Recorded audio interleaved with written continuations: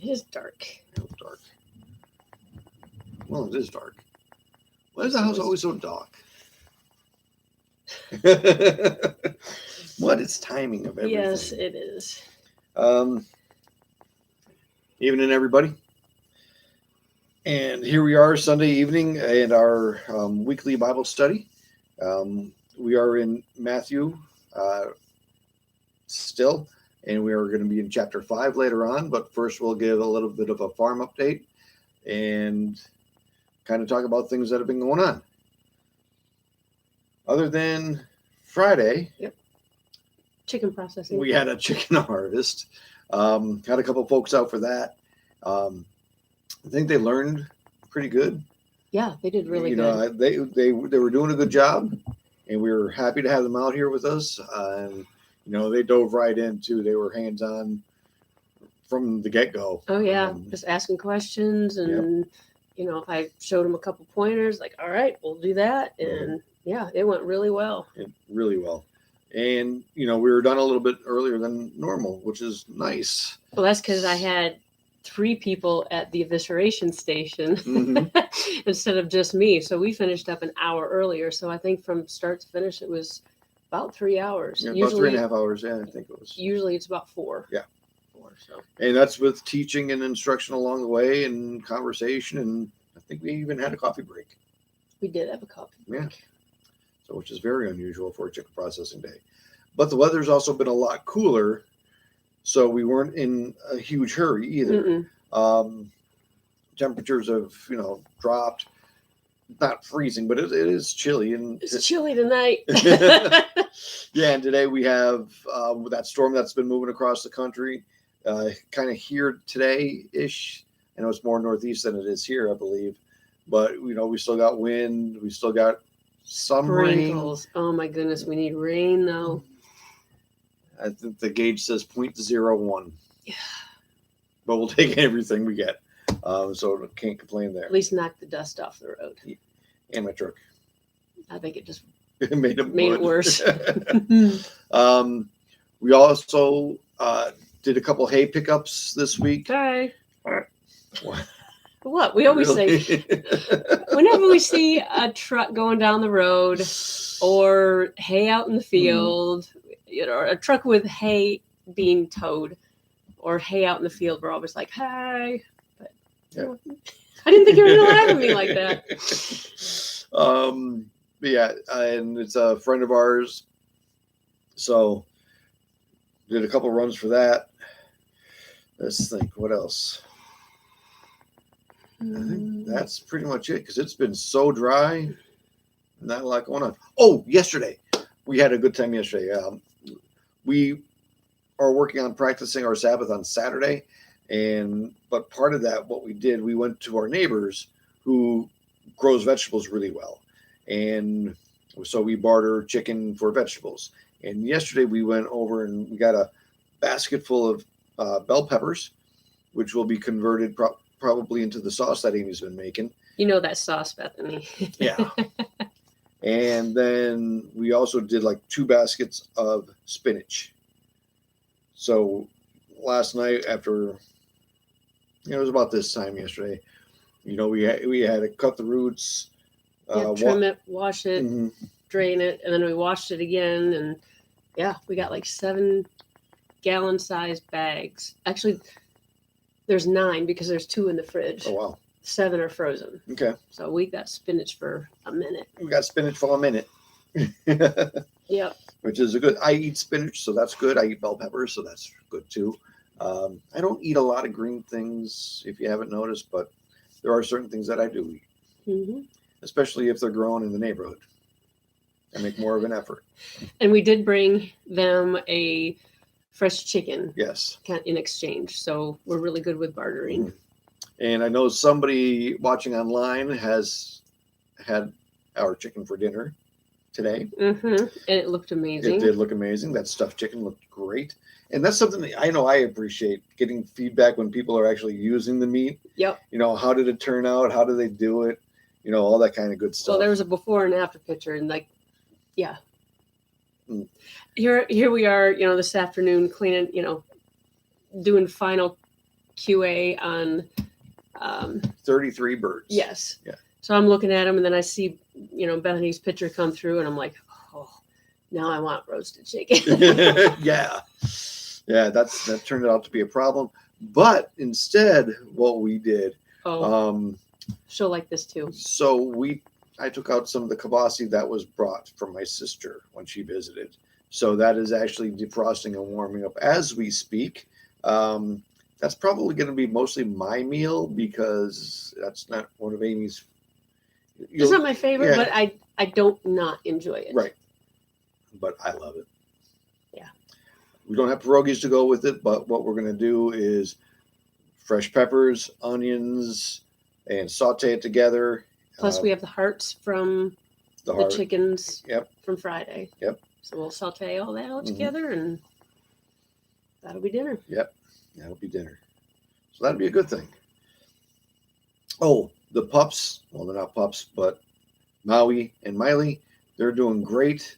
They're happy as can be. They are fitting in so well. Yeah. Couldn't be happier with the way they're fitting in. They, you go out to feed or pet, and, they start bouncing and hopping and getting all kind of excited. I still don't think they like the cats, but that's okay. They just are curious about the cats. They just want to chase. Yes.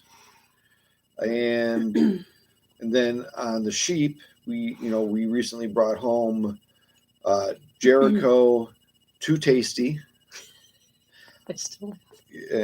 Nosh, and Unicorn. And I tell you what, the four of them have slipped into their roles with their little flocks fantastically. Especially Unicorn. I'm really impressed with Unicorn. She was the ewe that was still attached to her mom. And we basically sorted them and put Unicorn with Claude, Hella, and Glinda. And they are doing fantastic. And we left Nosh with Jericho because they were already a pair, along with Lois and Sunny. Mm-hmm. And Lois and Sunny are very independent of themselves, so it worked out really well. Too Tasty and Phil are working things out. They get along just as well as Grayson and Phil did. Yeah. Yeah. But over the past week, Phil lost both of his nubs. Because they've been budding a little bit. That's what they do. Road update. We're not going to get into too much detail, but possibly it'll start this week. Possibly. So we're excited about that. Cautiously optimistic. Yes. Oh, and for the record, Amy's in pigtails. She's got her overalls and a flannel on. Today was actually Old-Fashioned Sunday at our church. And this is what I wore. And this is pretty much what I wear to work all the time. Yes. So I get to church, and somebody who doesn't really know me very well looked at me and says, "So are you just like a farm girl?" And I just had to laugh. I'm like, actually, I kind of am. Mm-hmm. Yes. But one thing I thought was really cool, some of the young adult females of the church, mm-hmm. they were all dressed similarly with, old-timey dresses and bonnets, and they looked like Holly Hobby. And I told them that. Cute. They were, yeah. But they were so young they didn't know who Holly Hobby was. They had no idea who Holly Hobby was. So, yeah, I dated myself a little bit. No more jailbreaks. They haven't gotten out since, have they? Oh, no jailbreaks. So, what else is there? Whew. That's about everything. Yeah. There's a couple things unmentioned to keep in prayer about. Cautiously optimistic on a couple of things, but don't want to get hopes up because last time I did that, I kind of got crushed. So. Yep. But everything is in His timing. Yeah. So, and it's still along those same lines. Mm-hmm. That didn't work out. And it may work out. And it may work out. Work out better, but just be in prayer over all of this because there is so much change going on. Always. I mean, So when the hurricane came here, yeah, there was the immediate, business is down, but donations are coming in, that kind of thing. So we were able to work out a lot of that stuff. But here we are a year later. We're not the only ones still adjusting. Mm-hmm. There's a lot of folks still trying to figure things out. Yeah. And we're still in the midst of that. Well, even our neighbors across the street, even though their business is back up and running, it's not what it used to be anywhere. I don't think it's anywhere close to what it used to be. And, we're all getting a little bit older. So they have a farm and a venue. And they're, kind of, I don't want to say done with the venue part of it. But he's trying to sell. He's trying to sell off part of it, and he still wants to stay there. Mm-hmm. And he still wants to run the farming aspect, But it's nice because we were talking on Saturday, and if he could be almost like a mentor for us, because he grows stuff really good. Mm-hmm. And if he could mentor us along our journey, if we start growing stuff, or as we start growing stuff, we got the grow tent, we got stuff to grow stuff in. And we got stuff to grow. We just got to figure out how to put that seed in the right dirt and make it do what it's supposed to do and nothing else, and then take it out. Yeah, even like processing the spinach yesterday. I've never done that before. So when Amy said we've got to cut it and clean it and this, I'm like, oh. Yeah, you just don't put it. Otherwise, you're going to have like crunchies in your spinach or bugs. Found a few bugs, but that's fine. It's organic spinach. Yes. You'd expect that. Mm-hmm. So local. Yes, very local. Well, we're getting pretty long-winded here, and we've got some. Nothing like showing your age. Yeah. Yeah, I know. I have a habit of doing that. That's okay. And so we're going to get into the word. It's a living word. So we're going to be starting in Matthew 5. And we're going to be going through the Beatitudes. And we're going to continue that. And we're going to probably get through, 7. Yep. She confirmed it is 5. Yep, 5. Yep. Yeah, we're going to 5, 6, 7, 5, 6, 7, 8. All right, so we're going to get into the word now. And as always, my beautiful bride is going to start us off. Wow, where'd that come from? I had to make up for something, I'm sure. Asking you to step up your game, maybe. I don't. All right, Matthew. Long story. Yes, very. Matthew chapter 5. Now, when he saw the crowds, he went up on a mountainside and sat down. His disciples came to him, and he began to teach them, saying, "Blessed are the poor in spirit, for theirs is the kingdom of heaven. Blessed are those who mourn, for they will be comforted. Blessed are the meek, for they shall inherit the earth. Blessed are those who hunger and thirst for righteousness, for they shall be filled. Blessed are the merciful, for they will be shown mercy. Blessed are the pure in heart, for they shall see God. Blessed are the peacemakers, for they will be called sons of God. Blessed are those who are persecuted because of righteousness, for theirs is the kingdom of heaven. Blessed are you when people insult you, persecute you, and falsely say all kinds of evil against you because of me. Rejoice and be glad, because great is your reward in heaven. For in the same way they persecuted the prophets who were before you." You are the salt of the earth. But if the salt loses its saltiness, how can it be made salty again? It is no longer good for anything except to be thrown out and trampled by men. You are the light of the world. A city on a hill cannot be hidden.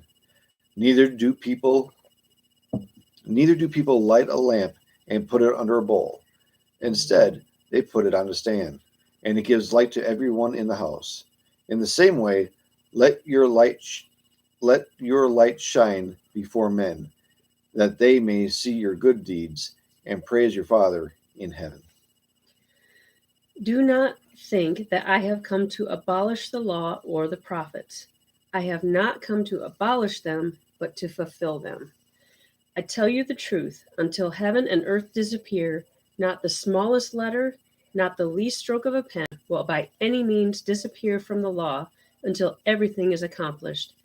Anyone who breaks one of the least of these commandments and teaches others to do the same will be called least in the kingdom of heaven. But whoever practices and teaches these commands will be called great in the kingdom of heaven. For I tell you that unless your righteousness surpasses that of the Pharisees and the teachers of the law, you will certainly not enter the kingdom of heaven. You have heard that it was said to the people long ago, do not murder. And anyone who murders will be subject to judgment. But I tell you that anyone who is angry with his brother will be subject to judgment. Again, anyone who says to his brother, Raka, is answerable to the Sanhedrin. But anyone who says, you fool, will be in danger of the fire of hell. Therefore, if you are offering your gift at the altar, and there remember that your brother has something against you, leave your gift there in front of the altar. First go and be reconciled to your brother, then come and offer your gift. Settle matters quickly with your adversary who is taking you to court. Do it while you are still with him on the way, or he may hand you over to the judge, and the judge may hand you over to the officer, and you may be thrown into prison. I tell you the truth, you will not get out until you have paid the last penny. You have heard that it was said, do not commit adultery. But I tell you that anyone who looks at a woman lustfully has already committed adultery with her in his heart.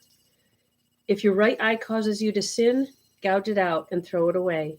It is better for you to lose one part of your body than for your whole body to be thrown into hell. And if your right hand causes you to sin, cut it off and throw it away. It is better for you to lose one part of your body than for your whole body to go to hell.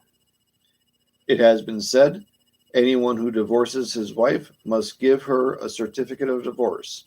But I tell you that anyone who divorces his wife, except for marital unfaithfulness, causes her to become an adulteress. And anyone who marries the divorced woman commits adultery. Again, you have heard that it was said to the people long ago, do not break your oath, but keep the oaths you have made to the Lord. But I tell you, do not swear at all, either by heaven, for it is God's throne, or by the earth, for it is his footstool, or by Jerusalem, for it is the city of the great king. And do not swear by your head, for you cannot make even one hair white or black. Simply let your yes be yes, and your no, no. Anything beyond this comes from the evil one. You have heard that it was said, eye for eye and tooth for tooth. But I tell you, do not resist an evil person. If someone strikes you on the right cheek, turn to him the other also. And if someone wants to sue you and take your tunic, let him have your cloak as well. If someone forces you to go 1 mile, go with him 2 miles. Give to the one who asks you, and do not turn away from the one who wants to borrow from you. You have heard that it was said, love your neighbor and hate your enemy. But I tell you, love your enemies and pray for those who persecute you, that you may be sons of your Father in heaven. He causes the sun to rise on the evil and the good, and sends rain on the righteous and the unrighteous. If you love those who love you, what reward will you get? Are not even the tax collectors doing that? And if you greet only your brothers, what are you doing more than others? Do not even pagans do that? Be perfect, therefore, as your heavenly Father is perfect. Be careful. Chapter 6. Be careful not to do your acts of righteousness before men, to be seen by them. If you do, you will have no reward from your Father in heaven. So, when you give to the needy, do not announce it with trumpets, as the hypocrites do in the synagogues and on the streets, to be honored by men. I tell you the truth, they have received their reward in full. But when you give to the needy, do not let your left hand know what your right hand is doing, so that your giving may be in secret. Then your Father, who sees what is done in secret will reward you. And when you pray, do not be like the hypocrites, for they love to pray, standing in the synagogues and on the street corners to be seen by men. I tell you the truth, they have received their reward in full. But when you pray, go into your room, close the door, and pray to your Father who is unseen.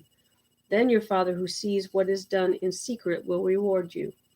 And when you pray, do not keep on babbling like pagans, for they think that they will be heard because of their many words. Do not be like them, for your Father knows what you need before you ask him. This then is how you should pray. Our Father in heaven, hallowed be your name. Your kingdom come, your will be done, on earth as it is in heaven. Give us today our daily bread. Forgive us our debts, as we also have forgiven our debtors. And lead us not into temptation, but deliver us from the evil one. For if you forgive men when they sin against you, your heavenly Father will also forgive you. But if you do not forgive men their sins, your Father will not forgive your sins. When you fast, do not look somber as the hypocrites do, for they disfigure their faces to show men they are fasting. I tell you the truth, they have received their reward in full. But when you fast, put oil on your head and wash your face, so that it will not be obvious to men that you are fasting, but only to your Father who is unseen. And your Father who sees what is done in secret will reward you. Do not store up for yourselves treasures on earth, where moth and rust destroy, and where thieves break in and steal. But store up for yourselves treasures in heaven, where moth and rust do not destroy, and where thieves do not break in and steal. For where your treasure is, your heart will be also. The eye is the lamp of the body. If your eyes are good, your whole body will be full of light. But if your eyes are bad, your whole body will be full of darkness. If then the light within you is darkness, how great is that darkness? No one can serve two masters. Either he will hate the one and love the other, or he will be devoted to the one and despise the other. You cannot serve both God and money. Therefore, I tell you, do not worry about your life, what you will eat or drink, or about your body, what you will wear.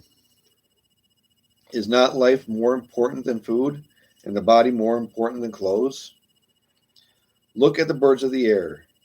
They do not sow or reap or store away in barns, and yet your heavenly Father feeds them.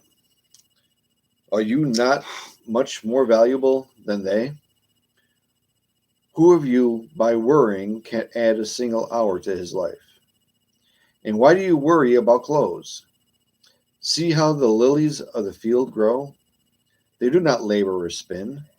Yet I tell you that not even Solomon in all his splendor was dressed like one of these. If that is how God clothes the grass of the field, which is here today and tomorrow is thrown into the fire, he will not much more likely clothe you, O you of little faith. So do not worry, saying, what shall we eat? Or what shall we drink? Or what shall we wear? For the pagans run after all these things, and your heavenly Father knows that you need them. But seek first his kingdom and his righteousness, and all these things will be given to you as well. Therefore do not worry about tomorrow, for tomorrow will worry about itself. Each day has enough trouble of its own. I'm glad you read that one. I figured that. Anyway. Chapter 7. If I can see. There we go. No, I'm good. Do not judge, or you too will be judged. For in the same way you judge others, you will be judged, and with the measure you use, it will be measured to you. Why do you look at the speck of sawdust in your brother's eye and pay no attention to the plank in your own eye? How can you say to your brother, let me take the speck out of your eye, when all the time there's a plank in your own eye? You hypocrite, first take the plank out of your own eye, then you will see clearly to remove the speck from your brother's eye. Do not give dogs what is sacred. Do not throw your pearls to the pigs. If you do, they may trample them under their feet. and then turn and tear you to pieces. Ask, and it will be given to you. Seek, and you will find. Knock, and the door will be opened to you. For everyone who asks receives. He who seeks finds. And to him who knocks, the door will be opened. Which of you, if his son asks for bread, will give him a stone? Or if he asks for a fish, will give him a snake? If you, then, though you are evil, know how to give good gifts to your children, how much more will your Father in heaven give good gifts to those who ask him? So, in everything, do to others what you would have them do to you. For this sums up the law and the prophets. Enter through the narrow gate, for wide is the gate and broad is the road that leads to destruction, and many enter through it. But small is the gate and narrow the road that leads to life, and only a few find it. Watch out for false prophets. They come to you in sheep's clothing, but inwardly they are ferocious wolves. By their fruit you will recognize them. Do people pick grapes from thorn bushes or figs from thistles? No, thistles hurt. Likewise, every good tree bears good fruit, but a bad tree bears bad fruit. A good tree cannot bear bad fruit, and a bad tree cannot bear good fruit. Every tree that does not bear good fruit is cut down and thrown into the fire. Thus, by their fruit you will recognize them. Not everyone who says to me, Lord, Lord, will enter the kingdom of heaven, but only he who does the will of my Father who is in heaven. Many will say to me on that day, Lord, Lord, did we not prophesy in your name, and in your name drive out demons and perform many miracles? Then I will tell them plainly, I never knew you. Away from me, you evildoers. Therefore, everyone who hears these words of mine and puts them into practice is like a wise man who built his house on the rock. The rain came down, the streams rose, the winds blew and beat against the house, yet it did not fall, because it had a foundation on the rock. But everyone who hears these words of mine and does not put them into practice is like a foolish man who built his house on sand. The rain came down, the streams rose, and the winds blew and beat against that house, and it fell with a great crash. When Jesus had finished saying these things, the crowds were amazed at his teaching, because he taught as one who had authority and not as the teachers of the law. Chapter 8. When he came down from the mountainside, large crowds followed him. A man with leprosy came and knelt before him and said, Lord, if you are willing, you can make me clean. Jesus reached out his hand and touched the man. I am willing, he said, be clean. Immediately he was cured of his leprosy. Then Jesus said to him, see that you don't tell anyone, but go show yourself to the priests and offer the gift Moses commanded as a testimony to them. When Jesus had entered Capernaum, a centurion came to him asking for help. Lord, he said, my servant lies at home, paralyzed and in terrible suffering. Jesus said to him, I will go and heal him. The centurion replied, Lord, I do not deserve to have you come under my roof, but just say the word, and my servant will be healed. For I myself am a man under authority, with soldiers under me. I tell this one, go, and he goes, and that one, come, and he comes. I say to my servant, do this, and he does it. When Jesus heard this, he was astonished and said to those following him, I tell you the truth, I have not found anyone in Israel with such great faith. I say to you that many will come from the east and west and will take their places at the feast with Abraham, Isaac, and Jacob in the kingdom of heaven. But the subjects of the kingdom of heaven, but the subjects of the kingdom will be thrown outside into darkness, where there will be weeping and gnashing of teeth. Then Jesus said to the centurion, "Go, it will be done just as you believed it would." And his servant was healed at that very hour. When Jesus came into Peter's house, he saw Peter's mother-in-law laying in bed with a fever. He touched her hand, and the fever left her. She got up and began to wait on him. When evening came, many who were demon-possessed were brought to him, and he drove out the spirits with a word and healed all the sick. This was to fulfill what was spoken through the prophet Isaiah. He took up our infirmities and carried our diseases. When Jesus saw the crowd around him, he gave orders to cross to the other side of the lake. Then a teacher of the law came to him and said, "Teacher, I will follow you wherever you go." Jesus replied, "Foxes have holes and birds of the air have nests, but the Son of Man has no place to lay his head." Another disciple said to him, "Lord, first let me go and bury my father." But Jesus told him, "Follow me and let the dead bury their own dead."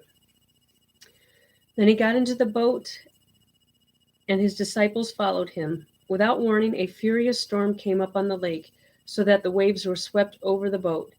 But Jesus was sleeping. The disciples went and woke him, saying, "Lord, save us, we are going to drown." He replied, "You of little faith, why are you so afraid?" Then he got up, rebuked the winds and the waves, and it was completely calm. The men were amazed and asked, "What kind of man is this, that even the wind and the waves obey him?" When he arrived at the other side in the region of the Gadarenes, 2 demon-possessed men coming from the tombs met him. They were so violent that no one could pass that way. "What do you want with us, Son of God?" they shouted. "Have you come here to torture us before the appointed time?" Some distance from them, a large herd of pigs was feeding. The demons begged Jesus, "If you drive us out, send us into the herd of pigs." He said to them, "Go." So they came out and went into the pigs, and the whole herd rushed down the steep bank into the lake and died in the water. Those tending the pigs ran off, went into the town, and reported all this, including what had happened to the demon-possessed man. Then the whole town went out to meet Jesus, and when they saw him, they pleaded with him to leave their region. I guess we're stopping there. Mm-hmm. Okay.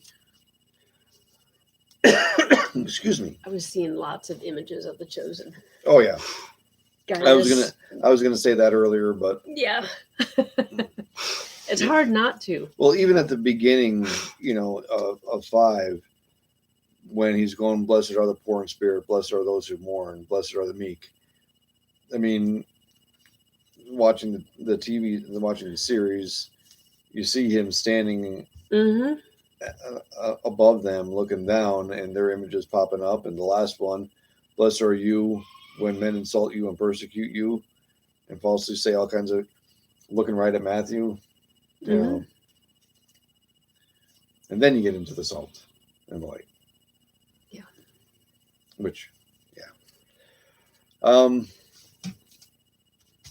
So yeah, we enjoy watching that series because it does push us deeper into the Word, because questions come up about different characters or about different scenes and this and that, and we want to know what the truth is.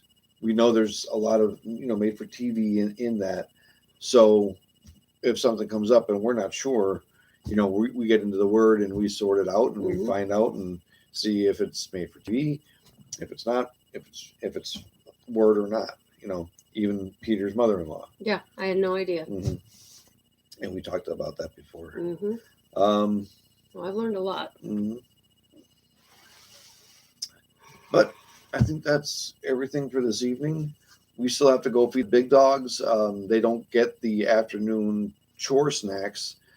They were supposed to get their meal. Probably about the time we started this. So I think now it's dark. Oh my goodness. Yeah, and we have to get eggs still. I collected them earlier. Oh, you did? Awesome. Okay, so But there's still probably eggs out there because I collected at like 2. Yeah, okay. But again, if you have any prayer requests that you want to send us via email, please do. We do pray for everybody who does ask, and everybody that we have interaction with, and people who do follow us. And please do the same for us. Keep us in your prayers, that we may continue to be good stewards of everything that the Lord has given us, and to continue to follow the path that He has us on. Mm-hmm. Yes, we love this time together too. Yes. A lot. Yes. But we also do have a kitchen to clean up too. And make dinner. So we're going to get going now. And, just thank you all. Thank you all for being here. Y'all take care now. Bye. It's really far away.